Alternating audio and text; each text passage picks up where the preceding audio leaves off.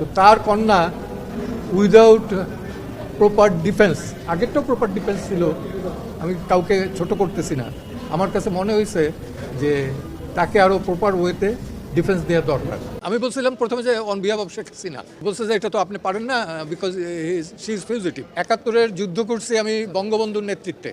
তিনি বলছেন যে মূলত স্বাধীনতার পক্ষে এবং দেশের পক্ষে অবস্থান নেওয়ার কারণে হেনস্থা করে কাবু করার চেষ্টা করা হচ্ছে তাকে, এবং তিনি বলেছেন যে বৈষম্য দূর করার কথা বলে আন্দোলনকারীরা নীতিগতভাবে যখন আওয়ামী লীগ নিশ্চিহ্ন হয়ে যাবে, আওয়ামী লীগ মুসলিম লীগের পরিণতি বরণ করবে, শেখ হাসিনা শেষ, শেখ হাসিনা আর রাজনীতিতে ফিরতে পারবেন না, আওয়ামী লীগ আর শেখ হাসিনা নিয়ে এসব বিশ্লেষণের চোটে এখন টেকাই মুশকিল। প্রিয় দর্শক, আপনাকে স্বাগতম আমাদের রাজনীতি কথা চ্যানেলে। আবারও হাজির হলাম কয়েকটি ভিডিও নিয়ে। প্রিয় দর্শক, বাংলাদেশের এই মুহূর্তে যে পরিস্থিতি তারই আলোকে আমরা হাজির হলাম কয়েকটি ভিডিও নিয়ে। প্রিয় দর্শক, ভিডিওটি স্কিপ না করে সম্পূর্ণ ভিডিওটি দেখলেই আপনি বুঝতে পারবেন বাংলাদেশের এই মুহূর্তের পরিস্থিতি। তাই বলবো সম্পূর্ণ ভিডিওটি দেখে আপনার মতামত কমেন্ট করে আমাদের জানান। ধন্যবাদ সবাইকে।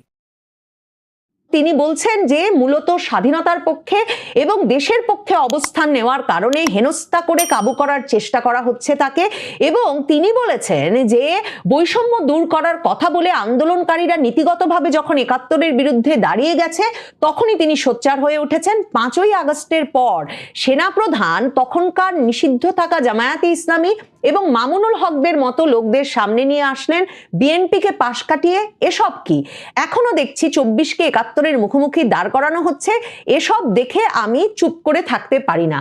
এরই সূত্র ধরে তিনি মঞ্চ 71 গঠন করেছেন, যেই মঞ্চ 71-এর অনুষ্ঠান থেকে এতজন গ্রেফতারের ঘটনা।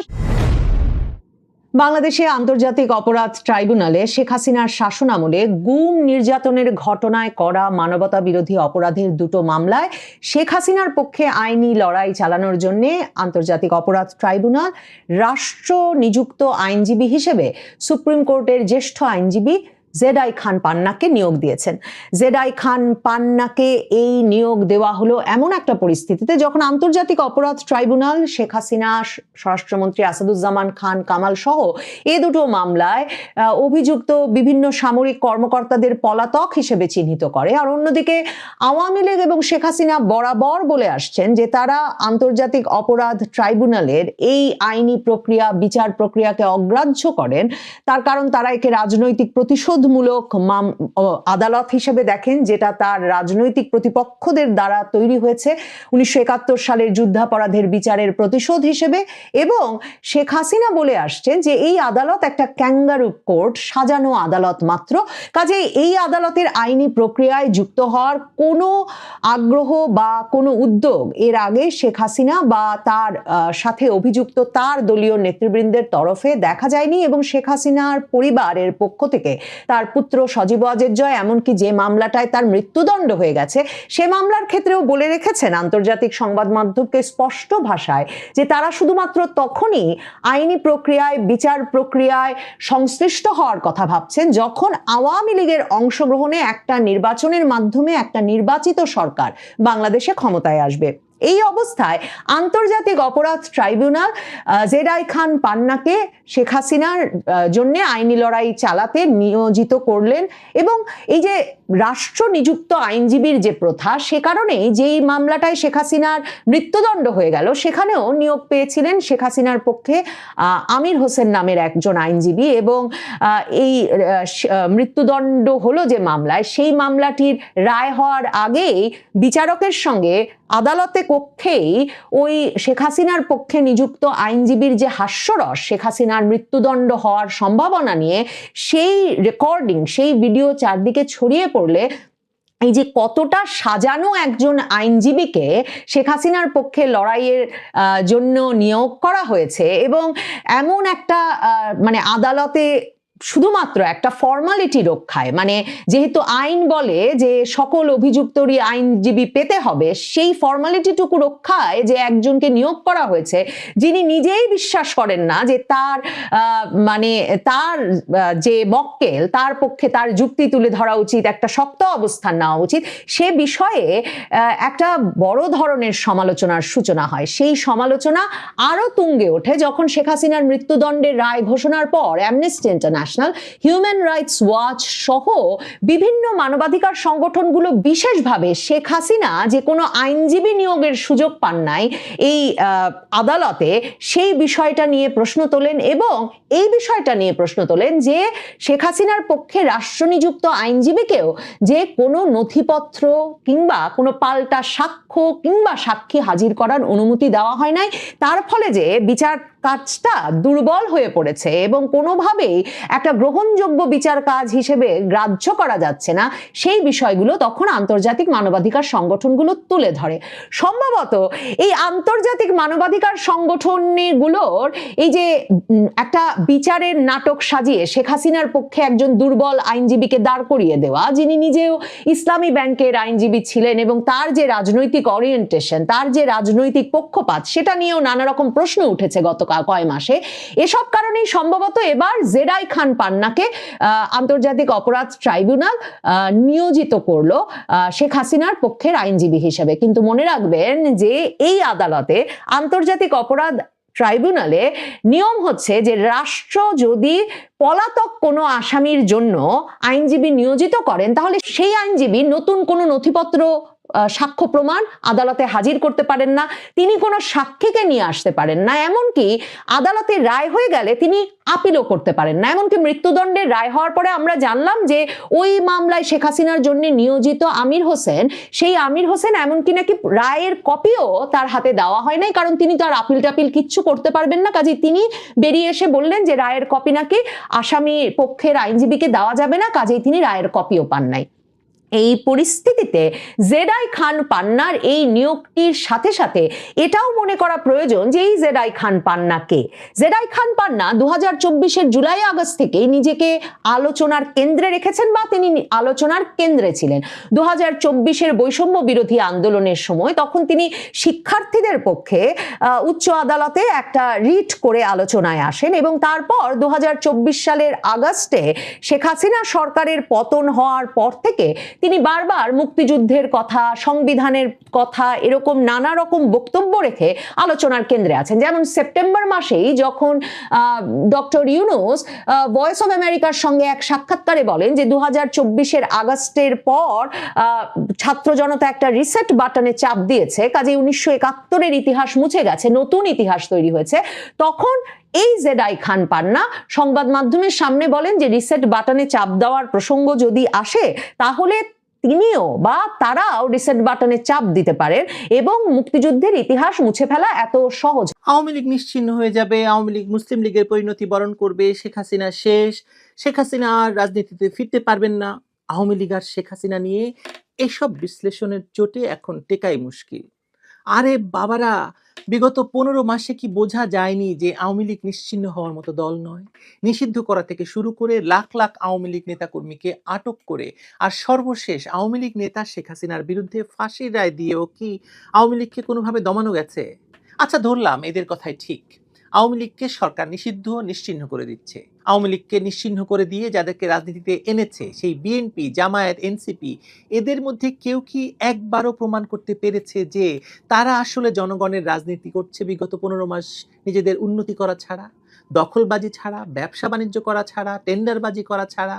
কেউ কি দ্রব্যমূল্য নিয়ে, কলকারখানা বন্ধ হওয়া নিয়ে, চাকুরি না থাকা নিয়ে, জীবনের ব্যয় বাড়া নিয়ে, বন্দর বিদেশিদের হাতে দিয়ে দেওয়া নিয়ে একটা বাক্য উচ্চারণ করেছে?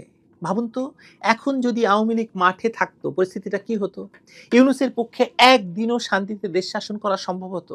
এখানেই আওয়ামী লীগ আর বাকি রাজনৈতিক দলগুলোর মধ্যে পার্থক্য, আর এ কারণেই কোনোদিন আওয়ামী লীগকে রাজনীতি থেকে নিশ্চিহ্ন করা সম্ভব নয়। কথা পরিষ্কার? যদি পরিষ্কার না হয়ে থাকে আরো পরিষ্কার করে বোঝাই, চলুন।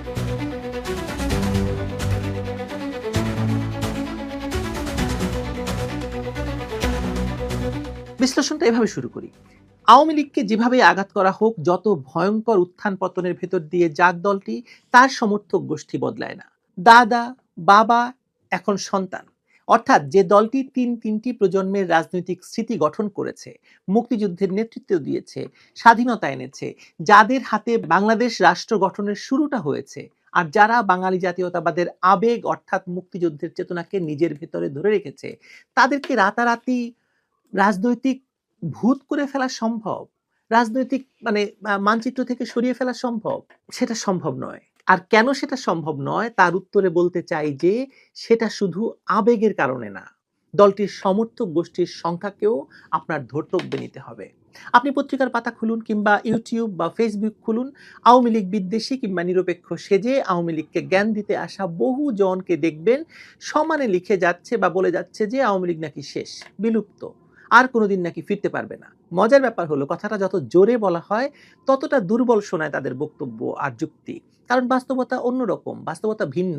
দেশ জুড়ে ভয়, দমন পীড়ন, মামলা, নিষেধাজ্ঞা, এরকম নজিরবিহীন পরিস্থিতির পরও দলটির লক্ষ লক্ষ সমর্থক কোথাও বিলীন হয়নি, কেউ রূপ বদল করে অন্য দলে যায়নি, কেউ মতাদর্শ বদলায়নি, বরং আঘাত যত বাড়ছে, যত গভীর হচ্ছে, তাদের আবেগ আর প্রত্যয় ততই যেন বাড়ছে। এটা এমন একটি রাজনৈতিক আচরণ যাকে স্রেফ প্রশাসনিক নির্দেশে নিষিদ্ধের আদেশ দিয়ে নিশ্চিহ্ন করা যায় না। আওয়ামী লীগ যে এখনো কম বেশি 40% মানুষের সমর্থন ধরে রেখেছে, বেশিরভাগ বিশ্লেষক নীরবে এটা মানবেন, প্রকাশ্যে স্বীকার করতে তাদের লজ্জা লাগবে নিশ্চিত। কারণ সাম্প্রতিক সময়ে নগ্ন দমন পীড়নের মধ্যেও গ্রামে গঞ্জে, শহরের অলিতে গলিতে দেখা যাচ্ছে তারা জড়ো হচ্ছে, ছোট ছোট মিছিল প্রতিরোধ করে যাচ্ছে এই অনাচার অবিচারের। এগুলো তো শূন্যে জন্মায় না, এগুলো আসে সেই ভিত্তি থেকে যার শিকড় বহু দশকের অভিজ্ঞতা, পরিবার ভিত্তিক রাজনৈতিক পরিচয় আর ইতিহাস স্মৃতির ভেতরে ঢুকে আছে বলেই। এখানে একটা ভুল ধারণা ভেঙে দেওয়া দরকার। রাজনৈতিক দল টিকে থাকে শুধু সংগঠনের জোরে না, ভোটের সংখ্যায়ও না। দলটি টিকে থাকে আসলে সমাজের গভীর মানসিক গঠনের উপর বা গঠনের কারণে। আওয়ামী লীগ সেই জায়গা দখল করে রেখেছে তিনটি প্রজন্ম ধরে। দাদা তার যৌবনে আওয়ামী লীগের হয়ে পাকিস্তানকে হটিয়ে স্বাধীনতা এনেছে, বাবা স্বাধীন বাংলাদেশে গত 54 বছর ধরে আওয়ামী লীগের পক্ষে থেকে মুক্তিযুদ্ধের দায় মিটিয়েছে, আর এখন ছেলে আওয়ামী লীগের হয়ে রাস্তায় নেমেছে। যে পরিবার 1971-এ জীবন দিয়েছে, যে পরিবার 1990-এর গণ আন্দোলনে রাস্তায় নেমেছে, যে পরিবার 2001-এর নির্যাতন দেখেছে, সেই পরিবার সহজে তার রাজনৈতিক পরিচয় বদলাবে না, এটা তো স্বাভাবিক। এটা যে এক ধরনের স্মৃতি পরম্পরা, যেটা এখনো দেশের সবচেয়ে বড় রাজনৈতিক পুঁজি এই আওয়ামী লীগের, আপনার সেটা মনে হয় না? তাই যদি কেউ বলে যে আওয়ামী লীগ বিলুপ্ত, এই কথাটা টিকবে না একটিমাত্র সহজ কারণেই। বিলুপ্ত হওয়ার জন্য দলকে জনশূন্য হতে হয়, সমর্থক শূন্য হতে হয়। ভয়াবহ দমন পীড়নেও নয় মানুষ দল ছেড়ে গেছে, বরং 2024-এর পর যত অত্যাচার নেমে এসেছে ততই তাদের সমর্থকদের মানসিক সংহতি বেড়েছে। তারা হয়তো আজ একত্রিত হয়ে রাস্তায় হাঁটে না, তার মানে এই নয় যে তারা সমর্থন সরিয়ে নিয়েছে। ভয় মানুষের আচরণ থামাতে পারে কিন্তু বিশ্বাস বদলাতে পারে না। এটাই আওয়ামী লীগের সবচেয়ে বড় শক্তি, বড় ভিত্তি, বড় ন্যায্যতা। এবার আসল প্রশ্নটা আসি। ধরুন আওয়ামী লীগ এখন তার স্বাভাবিক রাজনৈতিক ছন্দে ফিরে এসেছে এবং যদি আজ এই মুহূর্তে একটি সুষ্ঠু নির্বাচন হয়, কে জিতবে বলে আপনার মনে হয়? উত্তরটা আপনাদেরকে একটু ঠান্ডা মাথায় ভাবতে হবে। বাংলাদেশের নির্বাচন ইতিহাস বলছে যখনই নির্বাচন গ্রহণযোগ্য হয়েছে দুটি জিনিস ঘটেছে। এক, ভোটের হার বেড়েছে, আর দুই, আওয়ামী লীগ তার ভিত্তিগত সমর্থনকে ভোটে রূপ দিতে পেরেছে, ক্যাশ করতে পেরেছে ভোটের মাধ্যমে। 1991 বলছে সে কথা। কত ভোট পেয়েছিল, কত ভোটের ব্যবধানে জিতেছিল বলুন তো বিএনপি? 1996 সালে তো আওয়ামী লীগ জিতেইছে। 2008 সাল যখনই ভোটের মাঠ খুলেছে আওয়ামী লীগের ভোট কখনো 30%-এর নিচে যায়নি, আবার কখনো 45-50% পর্যন্ত উঠে গেছে।